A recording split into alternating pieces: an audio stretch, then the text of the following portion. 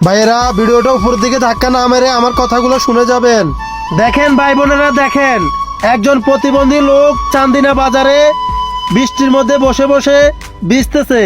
তা আমি যখন সোনাপুর থেকে বাইরেছি তখন আমি একটা ছাতা কিনছি, মনে মনে ভাবছি যে একজন প্রতিবন্ধী লোককে যদি রাস্তাঘাটে পাই, এরকম যে বৃষ্টির মধ্যে ভিজতেছে এরকম একজন লোককে আজকে ছাতা গিফট করব।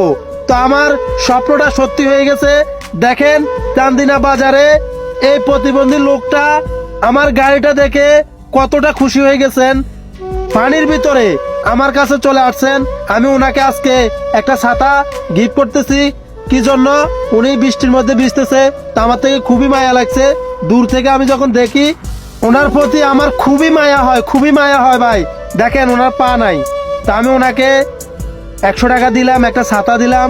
আর এই বাচ্চাকে ডাকি, বলতেছি বাবু এদিকে আসো, ওনার জন্য একটা পানি নিয়ে যাও। তো উনি ছাতাটা পেয়ে, পানিটা পেয়ে, টাকাটা পেয়ে কতটা খুশি হয়েছে দেখেন, কতটা খুশি হয়েছে দেখেন ভাই। এসব ধরনের ভিডিওগুলো যদি আপনারা শেয়ার না করেন তাহলে কোনগুলা করবেন ভাই?